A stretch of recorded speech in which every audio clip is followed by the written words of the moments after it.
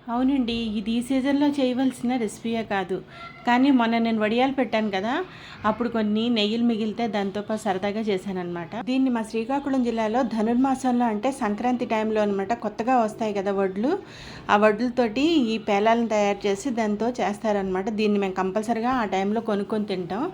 దీనికోసం ఇలాగా ఒక హార్ట్ షేప్ ఉన్న మౌల్డ్ తీసుకొని దాంట్లో బటర్ పేపర్ పెట్టుకొని ఇలాగా ఎండు కొబ్బరి ముక్కలు, జీడిపప్పులు, కిస్మిస్లు అమర్చుకోవాలన్నమాట. అమర్చుకొని పక్కన పెట్టుకోవాలి. తర్వాత ఒక మందపాటి పాత్రను తీసుకొని దాంట్లో ఒక కప్పు బెల్లము, ఒక కప్పు పంచదారని వేసుకొని కొంచెం వాటర్ వేసుకొని మనం పల్లి చెక్కీకి పాకం పట్టుకుంటాం కదా, ఆ విధంగా ఇలాగా బుండపాకం కాకుండా ఇలాగ నేల మీద కొట్టగానే టక్ మన సౌండ్ రావాలి. అలాంటి పాకం తీసుకొని దాంట్లో కొన్ని ఎండు కొబ్బరి ముక్కలు, కిస్మిస్, జీడిపప్పు, కొంచెం మిరియాల పొడి, కొంచెం సొంటి పొడి, కొంచెం యాలకుల పొడి, తర్వాత కొంచెం వాము ఇవి వేసుకోవాలి. వేసుకొని బాగా కలుపుకొని దాంట్లో మనం ముందుగా పక్కన పెట్టుకున్న కొన్ని నెయ్యిల్ని అందులో వేసుకోవాలి.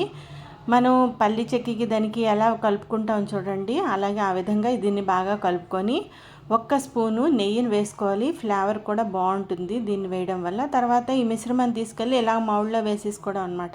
వేసుకొని కొంచెం కొంచెం వేసుకుంటూ ఒక గిన్నెతోటి గట్టిగా ప్రెస్ చేయాలన్నమాట. అది ఎంత బాగా ప్రెస్ చేస్తే మనకి ధనుర్భువ అంత గట్టిగా వస్తుంది.